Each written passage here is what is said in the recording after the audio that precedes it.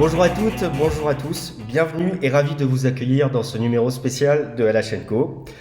Un numéro spécial puisque circonstances oblige, c'est un LH & Co visio que nous vous proposons de suivre, chacun bien sûr étant confiné à la maison. C'est un numéro spécial, et peut-être même qu'on peut dire historique, puisqu'il va bien sûr être consacré à 100% à l'accession du Limoges Hand 87 en Lidl Star League, une première dans l'histoire du club et pour le Hand Limousin. Alors on le rappelle, pour ceux qui n'ont peut-être pas tout suivi, la Ligue nationale de handball a officialisé il y a 15 jours l'arrêt définitif de la saison de Pro League et de Lidl Star League et a acté dans le même temps le passage à 16 clubs en Lidl Star League. Et donc ce sont les deux premiers de Pro League, ce sont Rennes et Limoges, qui ont été promus.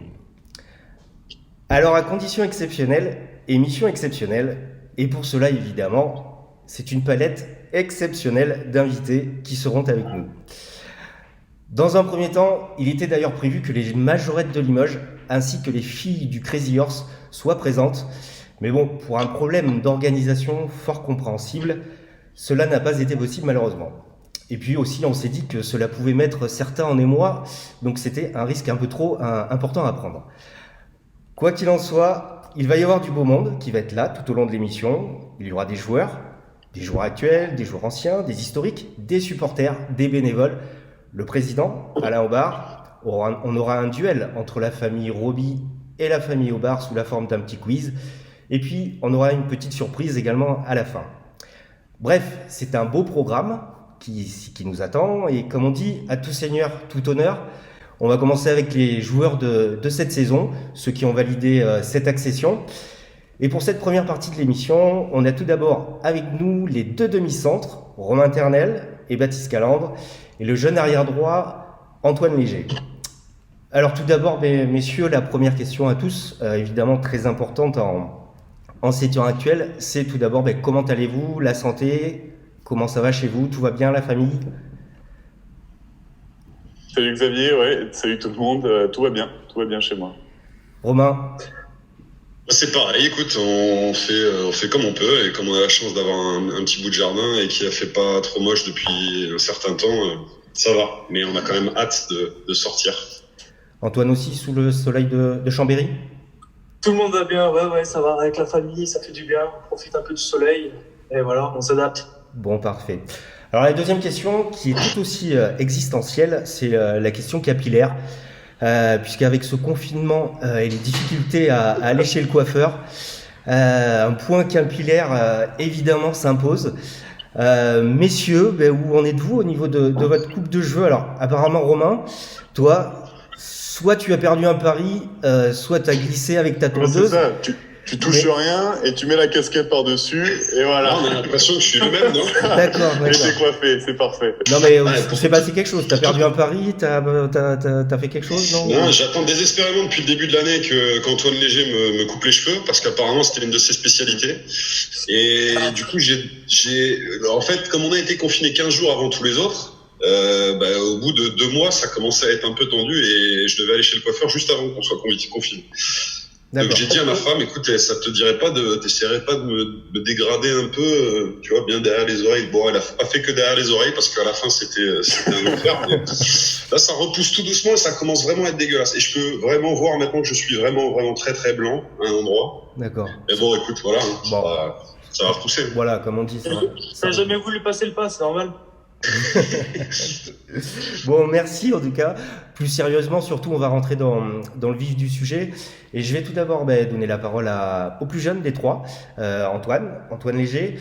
Antoine, c'était ta première saison à Limoges. Comment tu as vécu cette première année avec l'accession en Lidl Star League au bout? Comment tu l'as vécu? D'un côté satisfait parce que c'était l'objectif de cette année. Après, c'est sûr que on aurait préféré l'avoir jusqu'au bout sur le terrain. Mais après, de toute façon, situation exceptionnelle, cas exceptionnel. Bon, après, on prend avec plaisir, bien sûr, mais c'est sûr qu'à vivre sentimentalement parlant, émotionnellement parlant, on aurait préféré la montée tous ensemble avec ceux qui partent pour vivre un dernier moment ensemble, quoi. Mais bon. On le sait, une première année, c'est jamais simple. Comment ça s'est passé pour toi, ton adaptation ? Bah, au sein de l'équipe, très bien. Après, il y avait une super ambiance et je me suis très bien intégré. Mais après, oui, après, sportivement, bah, des hauts, des bas, plutôt content. Ouais. C'était une année, une saison dense et riche. Je suppose évidemment que tu as beaucoup appris, non? Bah, bien sûr, bah, déjà, rentrer dans le circuit professionnel, c'est toujours différent de passer d'un centre de formation. C'est toujours de l'expérience à prendre et j'espère que c'est que le début.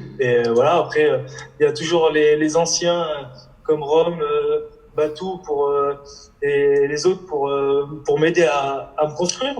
Et puis le staff, bien évidemment. Mais ça se passe bien. Les anciens ou les vieux? Chose que tu dis.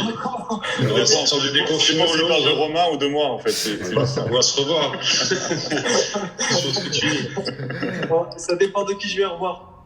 D'accord. Tu avais un modèle dans l'équipe éventuellement, quelqu'un qui t'a inspiré et sur lequel tu as pris exemple? Bah après, dans une équipe dans un collectif, faut prendre un peu de tout, de tout le monde. Il y a toujours quelqu'un pour apporter quelque chose de différent. Et je pense que c'est un mix à prendre de tout le monde. D'accord. Mais faut s'inspirer de tout le monde pour avoir un peu de tout.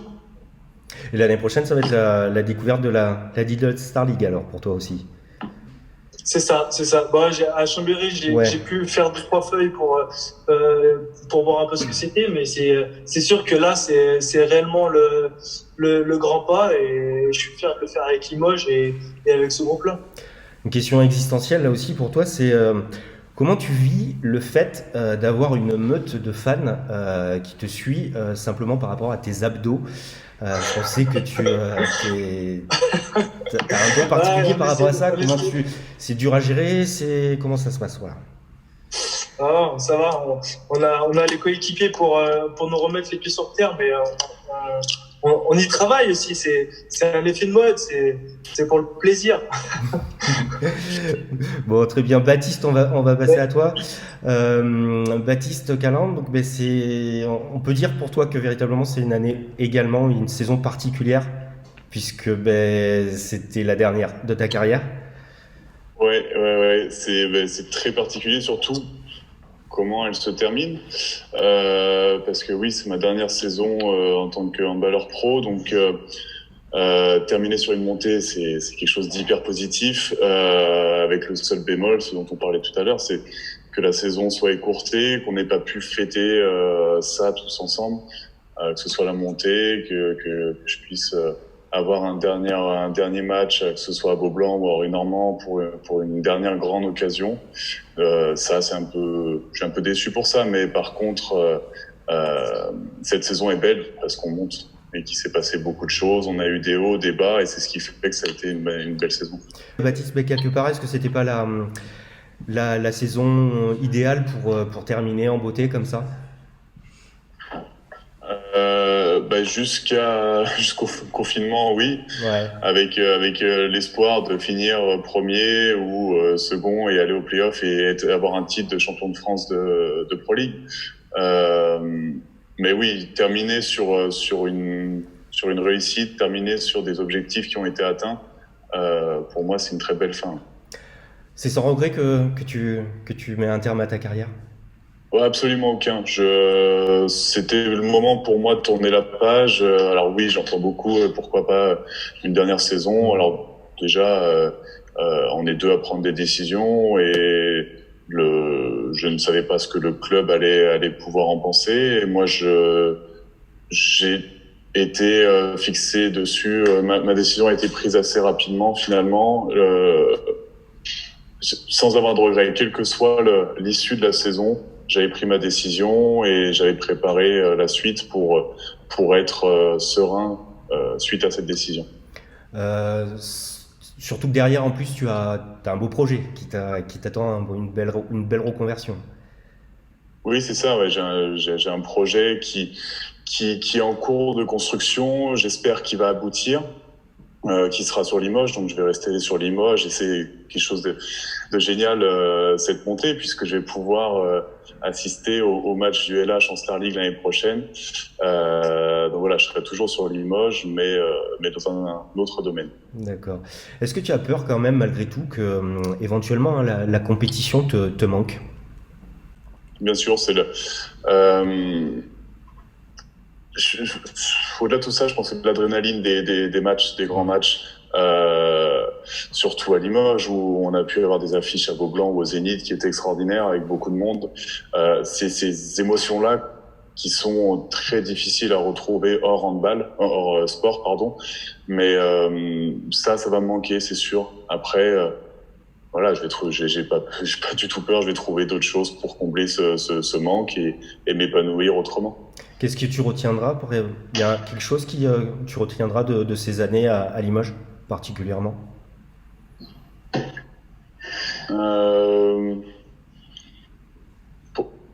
La première fois à Beaublanc, finalement, le premier match, alors c'était Cherbourg, le premier match il y a 2 ans à Beaublanc, qui était très bien rempli. Et pour moi, Beaublanc est un peu mythique parce que je suis issu d'une famille de basketteurs, donc je connaissais Limoges par le CSP. Et jouer à Beaublanc, que ce soit pour moi, mais aussi pour mes parents, c'était quelque chose. Et en fait, transformé en salle de hand, avec énormément d'ambiance, c'était vraiment quelque chose qui m'a marqué lors de mon passage au LH. D'accord. Et au final, le LH, ce sera un club qui a compté pour toi dans ta carrière? 3 ans, Bien hein, sûr. tu as passé Bien sûr, 3 ans, 3 saisons. Au final, il y a dans une carrière pro, rester 3 ans dans un club, c'est tout de même c'est beaucoup. Et surtout, c'est le club avec lequel je finis, c'est le club avec lequel j'ai eu ma première montée. Donc oui, c'est un club très important dans ma carrière. Bon, en tout cas, on te souhaite plein de bonnes choses hein, pour la suite. Merci. Et puis on ira te voir de toute façon et on suivra tes projets futurs. Romain, lui, il va rester à Limoges, il sera toujours là. Romain, c'est le boss. Pour certains, c'est le dieu vivant du LH87. Avec cette accession, en tout cas, Romain, te voilà parti pour ta 10e saison en D1. Ouais, personnellement, ouais. Après, nous voilà partis dans un projet qui a vu forme il y a quelques années et qui a abouti à force de travail et tout. Donc, je suis vraiment super content. Après, comme je rejoins mes potes là pour dire que c'est un petit goût amer quand même, parce qu'on aurait bien aimé finir au moins aller la chercher sportivement et puis aussi vivre des émotions ensemble. Je pense que moi j'en ai fait une il y a 10 ans de monter et ça avait été un truc extraordinaire avec ces sons à vivre et avec les mecs. J'avais gardé d'ailleurs la plupart on se côtoie encore, ou tout du moins on s'appelle, ou quand on se revoit c'est quelque chose qui marque et c'est dommage de pas avoir pu le vivre sur le terrain. Par rapport à ta carrière justement et à ce que tu as connu avant, est-ce que éventuellement cette montée et cette saison, est-ce qu'elle a un goût particulier? Elle a un goût particulier parce qu'elle s'achève trop tôt à mon goût. Je sais pas, dans la vision que j'en avais, c'est que pendant la prépa, on a quand même beaucoup chié parce que c'était une méthode de travail qui était complètement différente. Il y a eu un changement d'entraîneur, il y a eu des nouveaux joueurs, il y a eu une alchimie qui devait se mettre en route. On n'a pas gagné beaucoup de matchs en prépa, donc on n'a pas gagné le premier match à domicile en Coupe de la Ligue contre Massy. Donc ce qui nous attendait après, c'était, je vais pas dire qu'on pouvait pas le prévoir, mais on a cravaché. Et puis finalement, on a fait une première partie de saison où on perd 2 matchs et on fait un match nul. Et je pense que les moments difficiles qu'on a vécu sur le mois de janvier et février avec l'enchaînement de défaites, on avait réussi à passer ce cap-là, à passer au-dessus, à renouer avec la victoire. Et on avait, je pense, un second souffle à donner sur la deuxième partie du championnat. Et c'est ce qui, dans les histoires sportives, à mon avis, tu t'en sors encore plus grandi quand t'as galéré, que tu finis par aller rechercher quelque chose. Voilà. À ce sujet, est-ce que pour toi, ça a été quoi la force principale du groupe cette année? Je pense qu'il y a eu un bon mélange de jeunes, de plus vieux, d'expérimentés de D1, de gens qui étaient là au club depuis un certain temps, comme Baptiste par exemple. L'arrivée de Tariq aussi a amené quelque chose de nouveau au sein du club.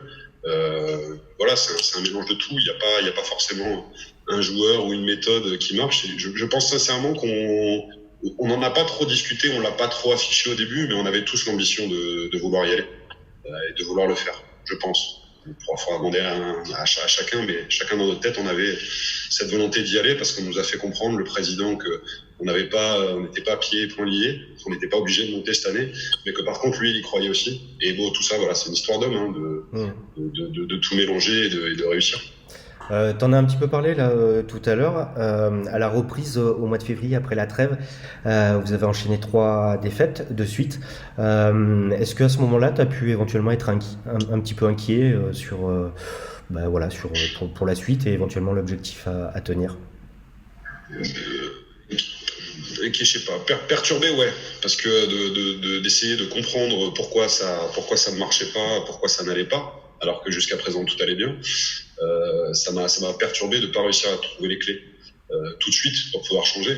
Mais après, tu sais que si tu tombes dans le dramatique, tu finis par tomber dans une spirale infernale et tu déferles. Et je pense que tous les joueurs, finalement, ont réussi à comprendre ça un peu, prendre un peu de hauteur, pas trop cogiter, tout du moins faire le dos rond et laisser passer. Et c'est pour ça que le plus dur pour moi était passé. Cette phase, cette mauvaise passe était passée et on était en train de se relancer.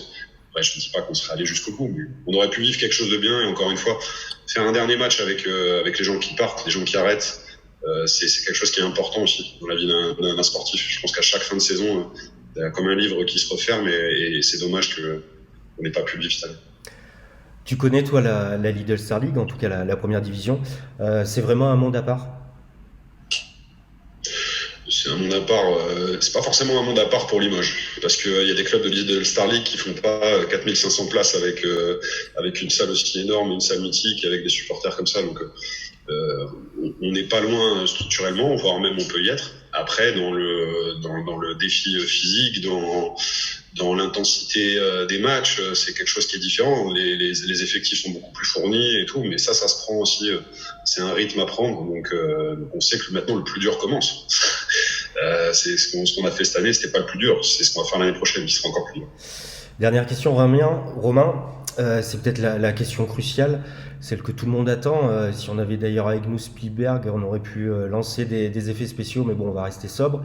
Romain, est-ce que ce sera la dernière saison de ta carrière?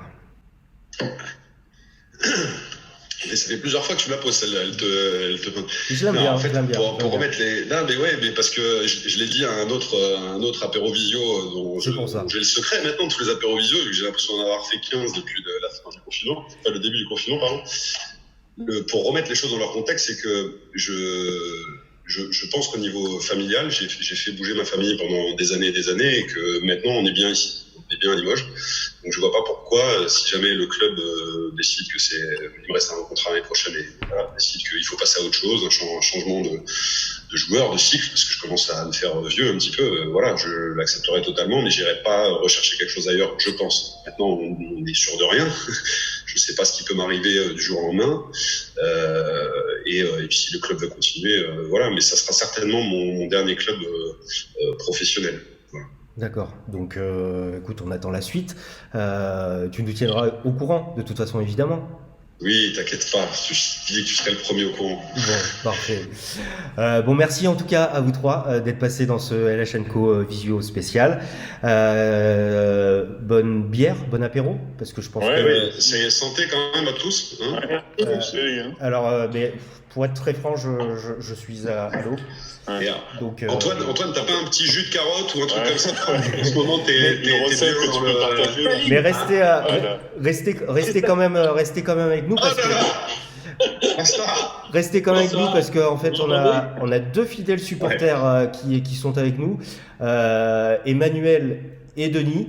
Alors ce sont un peu les Dupont et Dupont des supporters du LH.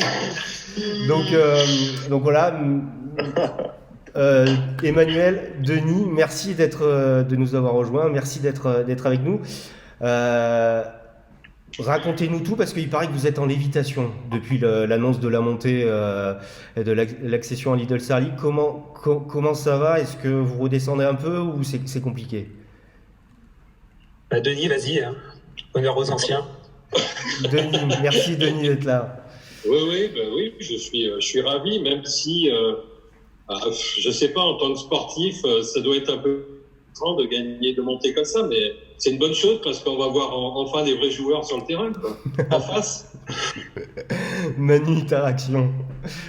Ouais, c'est bien, moi, je suis content aussi. Après, c'est surtout pour les joueurs, je pense que ça peut être frustrant de ne pas avoir eu la montée en vrai, on va dire, avec le dernier match, le compte à rebours 5-4-3-2-1, ça y est, on monte, etc. Puis moi, je rêvais de finir dans la piscine du vestiaire avec eux, mais tant pis. C'est que partie remise, non? Peut-être, je sais pas, tu peux demander cet été éventuellement, quand tout le monde sera déconfiné. On avait l'hôtel là-haut, là, en Bretagne. Oui, en plus, on avait commencé à regarder les réservations à Saint-Brieuc. Ouais. D'ailleurs, il paraît qu'après la naissance de vos enfants, il paraît que cette saison restera comme le moment le plus fort, le plus important de votre vie. Vous confirmez? Non, même devant, loin devant, il n'y a pas de souci. Ah, d'accord. Ah oui, voilà, les enfants. Voilà. On le voit. On a aperçu Monsieur Ternel. Oui. Il a pris un coup de vieux quand même. Non, c'est les cheveux, ça. Ah, c'est ça, d'accord. Okay. Voilà. Il arrête de tondre. On le voit derrière d'ailleurs, Manu. Vos tapisseries sont toujours bien sûr décorées à l'effigie de Romain. Hein. Il n'y a pas de changement. Oui, je fais même plus attention. En fait, c'est comme ça dans toute la maison. Donc, j'avais pas fait gaffe que j'avais ça derrière moi. C'est vraiment un truc banal dans la maison. Oui, c'est ça. Pour toi, c'est tous les jours. C'est tous les jours. Mais pourquoi cette passion pour ce joueur, Manu? Je sais pas, je crois que c'est le premier dont j'ai retenu le nom en fait. Et... c'est parti comme ça. Non, c'était le premier match que j'avais vu, il avait mis plein de buts, je sais plus contre qui c'était à Beaublanc l'année dernière. C'est vrai, tu m'avais envoyé plein de SMS d'ailleurs. Ouais, je t'avais dit qu'il était beau, tout ça, machin. D'accord. Oui, c'est vrai. Et c'est toi qui as lancé donc cette fameuse expression, le pif-paf. Alors, c'est quoi exactement? Pif-paf? Pif-paf, gauche-droite et bim. Voilà. Donc, c'est un peu ce qu'il fait sur le terrain pour les non-initiés comme moi, voilà, ça ressemblait beaucoup à ça en fait. D'accord. Et donc ça, évidemment, t'es tombé sous le charme et... Ouais, l'ambiance, tout ça, puis ils sont à peu près sympathiques, donc ça va. D'accord. Vous avez un message, des questions à poser aux joueurs éventuellement? De savoir si Romain, au niveau des mémories, ça se passait bien, là, apparemment, la Belle des Neiges, tout ça, la Reine des Neiges, pardon. Ici, putain, il est pas là. Non, ouais, j'en peux plus du Memory là. Le Memory et du Uno là, le Memory de toute façon en fin du confinement, il part dans le barbecue et il me sert à allumer la première fournée de saucisses que je vais faire avec tous les joueurs. D'accord. J'avais une autre question pour Antoine. Pardon, parce qu'on a un petit concours avec Antoine sur la saison par rapport aux abdos, savoir s'il les bossait ou pas, puisque bon, on va pas pouvoir faire le comparatif tout de suite, mais moi je te montre pas, mais je suis prêt quand même.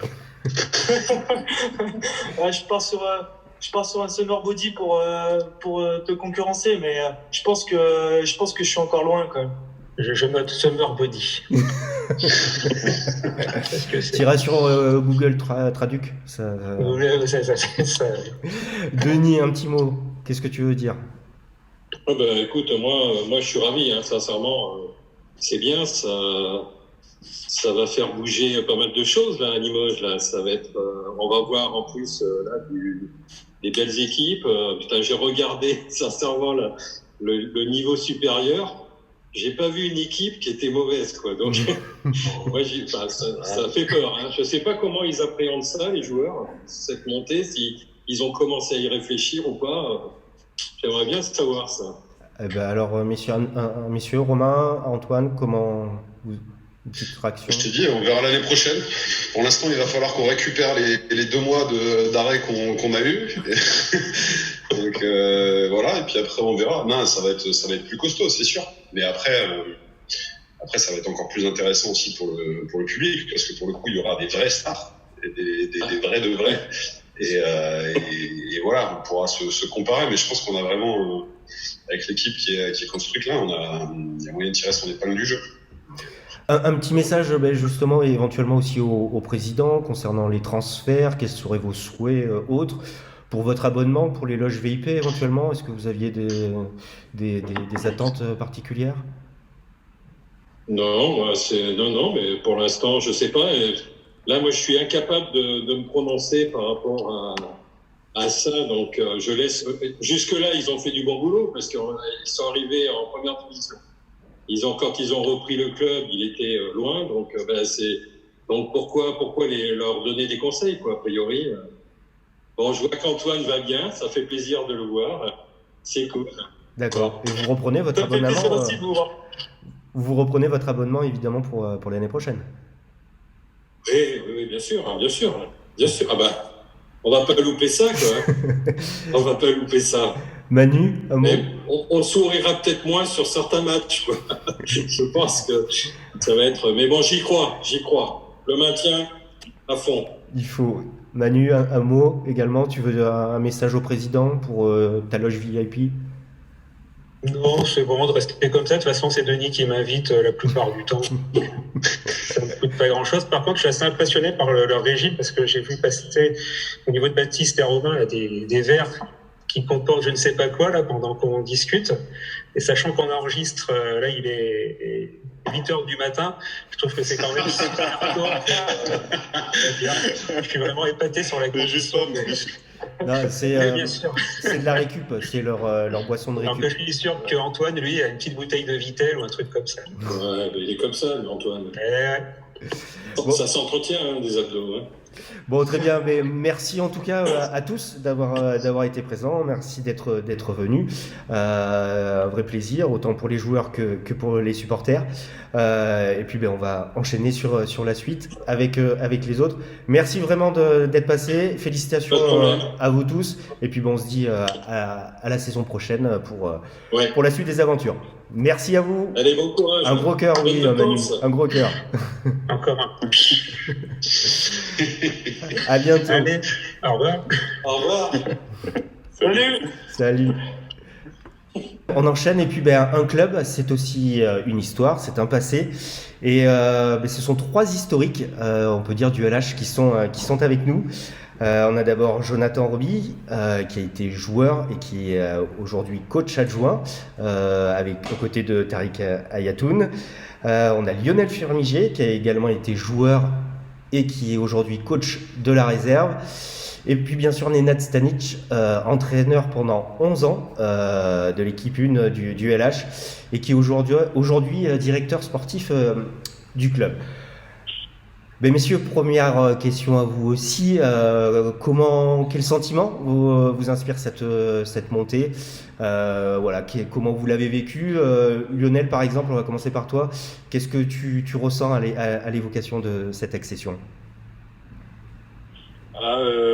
C'est trop de choses en même temps mêlées, mais c'est pour moi personnellement c'est un rêve de gamin. Voilà. Ça représente ça. C'était des soirs à l'internat en sporette où tu rêvais, mais c'était impossible. Tu te disais allez, un jour le handball de haut niveau, ça sera chez moi à Limoges, ça sera, je sais pas quel club, mais ça sera sur là où j'habite, quoi. Et ça y est, c'est là, c'est maintenant. Joe, toi, t'es passé par d'autres clubs professionnels. Quand tu vois le chemin parcouru, néanmoins, tu te dis quoi? Enfin, un sacré bout de chemin, je suppose. Ouais, bien sûr.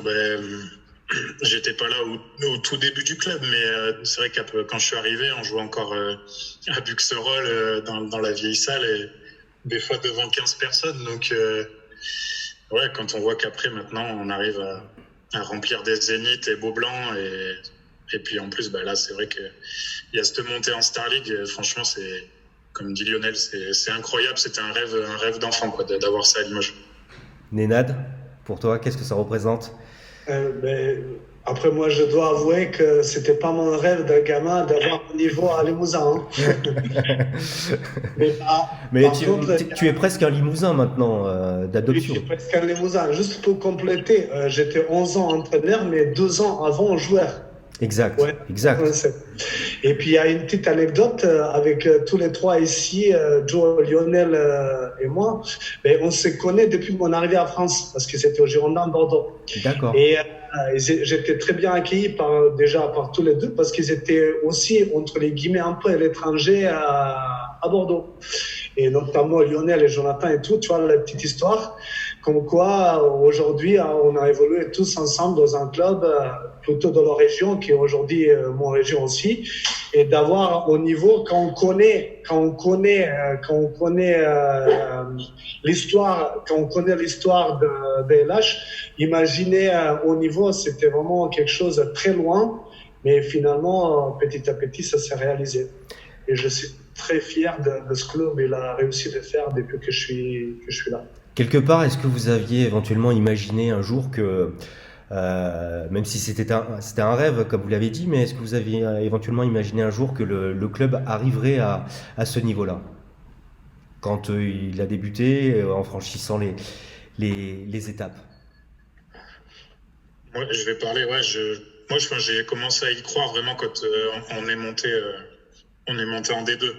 C'est vrai que déjà, voilà, tu rentres dans la LNH, le secteur professionnel, donc tu sais que ça va être dur, mais tu sais que t'es plus qu'à une marche, quoi, on va dire. Et en plus, en étant à l'intérieur, on voit le club qui se structure sur tous les niveaux, donc on se dit ça va arriver. Là, je pense que quand on est monté, même si la première année, on a galéré énormément à se maintenir, même les 2 premières années, tu te dis, ça va être 2, 3 ans, 5 ans, ou 10, mais on va y arriver. Je pense qu'à ce moment-là, c'était quand même aussi le déclic pour beaucoup de monde. Lionel, est-ce que pour toi, il y a eu un facteur, un déclencheur qui a fait qu'à un moment, il y a eu une accélération et que justement, cette accession est devenue possible et envisageable? Je pense que quand même, c'est la crédibilité du club et des dirigeants, hein. Et des joueurs qu'ils ont réussi à faire venir petit à petit. Je crois qu'ils ont réussi à se créer. On a réussi à se créer un nom dans le microcosme du handball. Et bon, au départ, peut-être en National 3, National 2, la création de ce club, ça pouvait peut-être prêter à sourire, annoncer les ambitions. C'était peut-être un peu... Bon, voilà, il y a plein de clubs qui font ça, mais au fur et à mesure, les choses sont faites progressivement, ont été bien menées et je crois que cette image-là s'est véhiculée et que petit à petit, les gestions ont été gravis, quoi. Et je pense que tout ça a contribué à accélérer ce phénomène-là, la réputation, aussi bien du club, des dirigeants, des joueurs, la convivialité, le fait de bouche à oreille de dire que finalement en Limousin, ça n'est pas si mal, à Limoges, et c'est bien. Il y a plein de choses qui se sont mises en place comme ça et qui ont fait que ça a permis à ce club-là de se retrouver là où il est aujourd'hui, et c'est pas volé. Nenad, oui, vas-y, pardon, tu voulais dire quelque chose? Je vais leur rebondir ce que ont dit Joe et Lionel. Le club s'est installé à longtemps en N1. Il y avait une routine qui s'installait. Ça paraît quasiment impossible de bouger de ça. Et puis la saison 2014-2015, où sportivement des choses, ils sont bien goupillés. On avait un groupe qui a fait monter le club à D2. Et à D2, c'était un vrai tournement. Comme dit Joe, là, le club il a commencé à se structurer sérieusement à tous les niveaux, pas que niveau sportif, c'est administratif, et économique et tout. Il a changé d'autres moyens de grandir.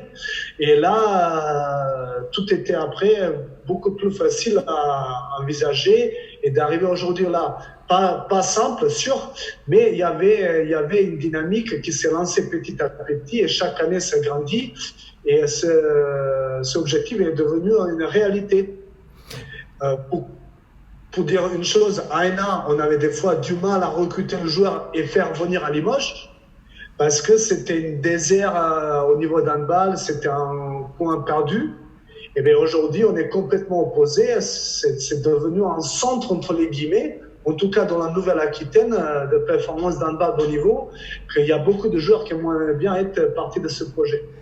Lionel, Joe, est-ce qu'il y a des flashs comme ça là qui vous reviennent durant toutes ces années en tant que joueur? Est-ce qu'il y a des moments comme ça qui ressortent plus que d'autres?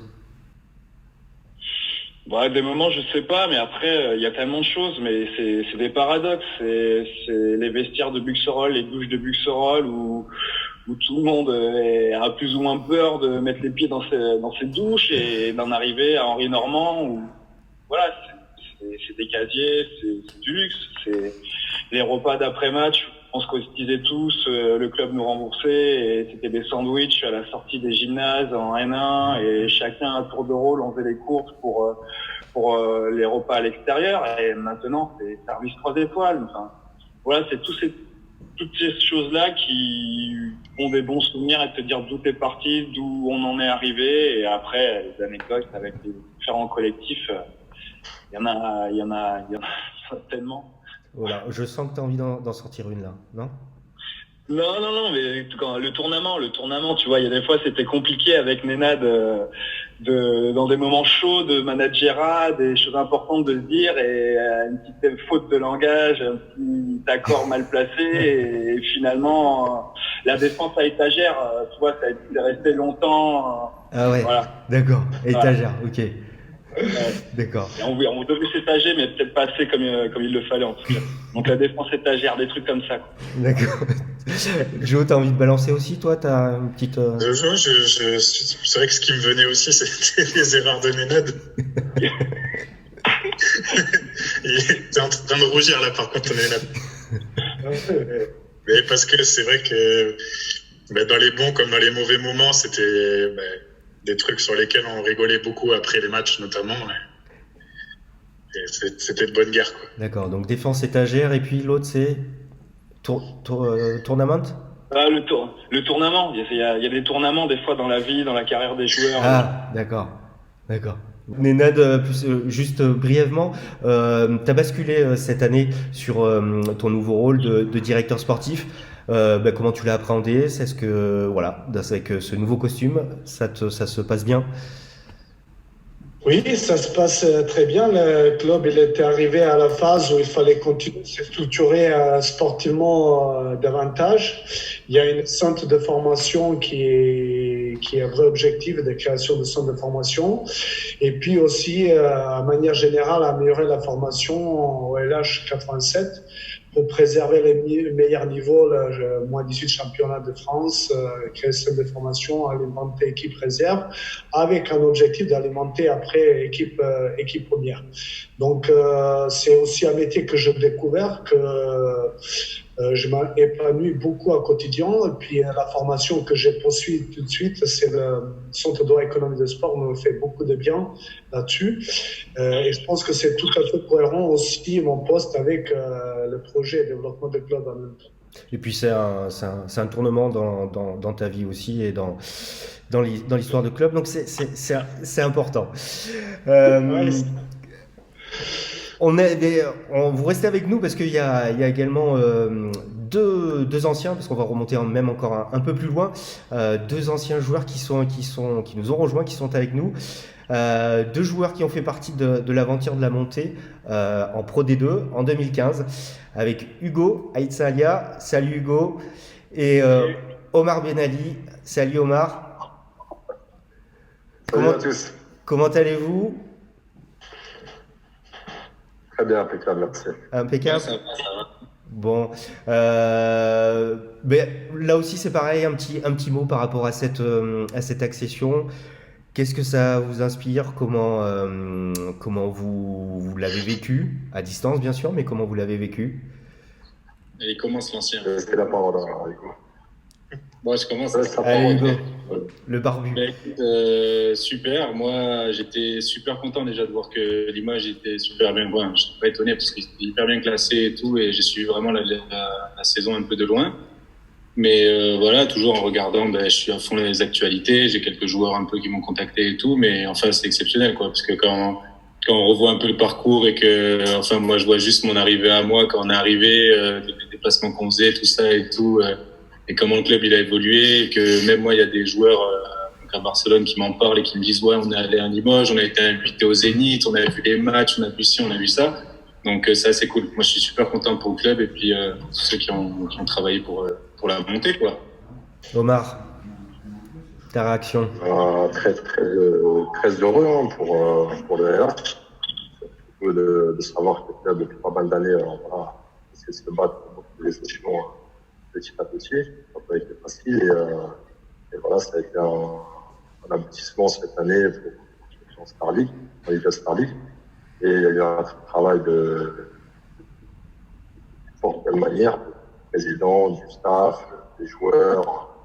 Donc, il y a vraiment pas mal de choses qui se sont passées avant et voilà, le rêve est devenu réalité pour les LH. Je suis très, très fier pour eux, réellement.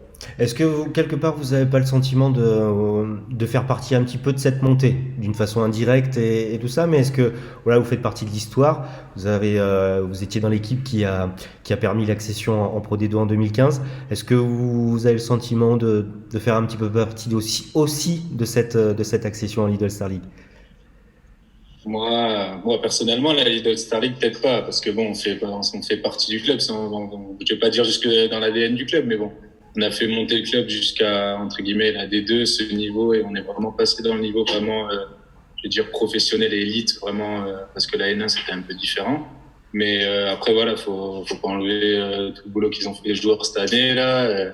Peut-être que ça aurait pas été le cas avec d'autres. Après, on peut pas savoir. Mais en tout cas, c'est génial ce qui a été fait déjà cette saison et tout le travail qui a été accompli là depuis le début. Donc, on en fait partie un peu, mais on va pas être prétentieux au point de dire que c'est nous, qu'on y était, quoi, complètement, quoi.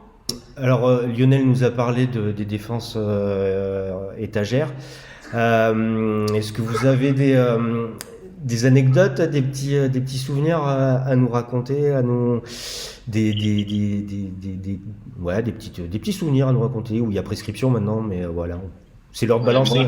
Moi, j'en ai plein. Je vais pas en faire trop, mais déjà quand je vois, je vais pas dire les 3 artistes, mais déjà là quand je vois Joe, Lio, déjà j'ai le sourire aux lèvres parce qu'on repense aux souvenirs et puis des trucs mémorables, quoi. Et puis même Nenad, bon maintenant il est plus entraîneur, donc ça va, on risque plus trop rien, mais on a tous des histoires, on a tous des petits trucs avec.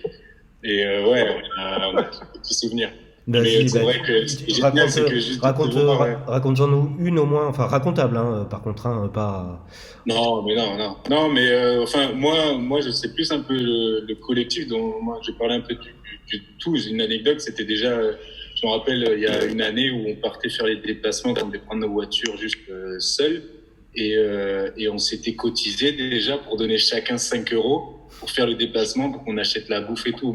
Pour moi, ça nous semblait tous logique, tu vois. Donc après, là, quand on regarde les mecs qui partent en bus, ils ont la bouffe, ils ont le machin, l'hôtel la veille et tout, c'était des petits trucs sympas. Et puis après, sur les trajets, forcément, quand on parle des déplacements, de s'arrêter dans les hôtels, dans les trucs, c'est sûr qu'on a vécu plein d'histoires tous ensemble. Et puis on a eu la chance aussi d'avoir vécu aussi cette montée. Et surtout, nous, on a été champion de France, quoi, en dehors de la montée et tout, d'avoir pu vivre ce titre et tout.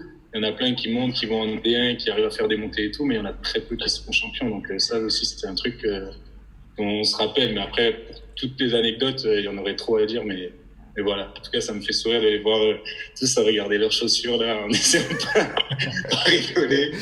Je les vois là, mais bon. Omar, toi, je suis sûr que tu as une anecdote à nous raconter. Ouais, j'en ai quelques-unes. Un truc de vestiaire. Bien. Ouais, un petit truc marrant. Bon, j'ai entendu Service qui a envoyé un peu du lourd sur Nenad. Mais Nenad, ouais, non, c'est clair qu'il est pas vieux. Il y en a une, moi, qui est pas mal. C'était, si les gars se rappellent, quand on s'était mangé, on s'est pris vraiment des frites, Yamassi et Nenad, c'est sur un speech et tout. Oui, vous avez radicalisé. Parce que moi, Nenad, il a un bon français, on sait plus qu'il est serbe, etc. Il fait des efforts. Des frappes, des pétages de câbles. Et là, tu vois, il te sort des mots. Je ne sais pas s'il les invente, je ne sais pas, mais on ne peut pas être sérieux. On est obligé de rigoler. Bon, faut pas que ça soit la fête non plus à Nenad. Faut pas que ça soit le seul qui prenne. Est-ce que sur Lionel ou sur Joe, Omar, est-ce que tu as... J'en ai une des meilleures. Quand même, c'est sur Hugo. Ah, vas-y, Joe. Non, parce qu'en fait, on est à Beaublanc. Je sais plus contre qui c'est. On prend un temps mort. Nenad prend un temps mort. Bon, on annonce un enclenchement. Ouais, bien sûr, un garçon bien discipliné, on le fait pas. Logique. Je sais pas si c'est même pas moi qui donne la balle à Hugo d'ailleurs. Et Hugo, il a un gros décalage parce qu'on était à 6 contre 4. Donc en fait, c'était quand même plutôt facile à jouer. Et Hugo, il fait un lob. Et le gardien, il lui attrape à 2 mains. Oui, ça peut arriver en fait. Bon, c'était pas le meilleur moment à Beaublanc. Mais en fait, je crois que le lendemain ou 2 jours après, Alain Aubard Donc le président, il vient dans le vestiaire, il était un peu encore énervé de la défaite, bien sûr. Et en fait, il avait imprimé la photo d'Hugo en train de tirer. Et il lui a dit que c'était un souvenir pour l'accrocher dans ses toilettes. Et donc Hugo, tu l'as gardé? Ouais, grave. Mais à chaque fois que je suis aux toilettes, je l'ai en face de moi encore la photo. Non, c'est pas vrai. Et ça t'inspire? Non, c'est pas vrai. Non, mais c'est vrai qu'on a des anecdotes sur tous, quoi. Enfin, même, c'est pareil. On en parlait avec Omar parce qu'on arrive à savoir un peu souvent au téléphone et tout. Et on s'en rappelle que bon, on a quand même un bon rugbyman avec Joe, quoi, parce qu'il faisait des beaux dégagements avec les ballons dans les tribunes. Moi, je n'ai jamais vu tirer aussi fort, aussi loin. Je me rappelle d'un entraînement. Faire rougir un footballeur. Ah ouais. Là, sincèrement, même les batteurs, tout ça, tout ce que tu veux, c'était incroyable. Ouais. Mais c'était à cause de la colère, hein, c'est ça? C'est parce qu'il était en colère? Ouais, on va dire. Non, mais c'est de famille. Chez les rugby, c'est de famille. Hein. Je crois que Yann aussi a déjà parlé avec des portes à Buxerolles, de la frustration, je sais pas comment on peut dire. Mais les ballons, il fallait faire attention. Ouais. Mais c'est ça. C'est en fait, c'est leur convivialité à eux. C'est une façon d'être. Ouais, c'est un peu leur ADN. D'accord. Ok. Bon. Mais par contre, par rapport à Omar, on peut dire un truc sur Omar? Oui, vas-y, Lionel, vas-y. Omar, par contre, c'était la pépite, c'était exceptionnel. C'est-à-dire que il arrivait à se mettre dans des états sur une piste de dents autant que sur un terrain de handball. Donc pour ceux qui se souviennent de Omar sur un terrain de handball, bah voilà, c'était exactement la même à côté des soirées. Moi je crois quand il est venu sur Limoges, franchement, il a révolutionné le monde de la nuit sur Limoges. Il a marqué le handball, mais il a aussi, je pense, marqué le monde de la nuit à Limoges. Merci Maro. On m'a dit qu'il y a des boîtes qui ont fait faillite après. Mais je pense que oui, il y a des boîtes hein, qui ont voulu garder le souvenir et la mémoire d'Omar. Et c'est vrai que il a énormément compté pour le monde de la nuit, en tout cas. C'est vrai, t'as raison, Lionel. C'est important. Merci Lionel. Merci Lionel. Deux autres personnes et deux autres anciens joueurs nous rejoignent avec Yann Roby et Alex Aubard. Bonsoir. Oh la tête. Merci de nous rejoindre.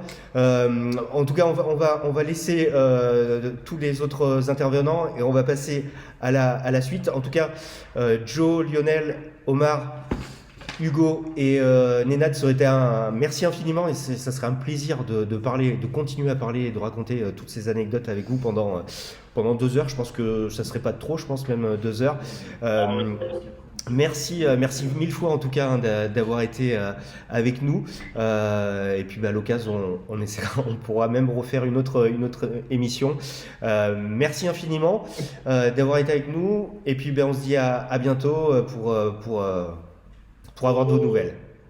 Merci à tous. Merci beaucoup. À bientôt. Salut, merci. Salut. Ciao.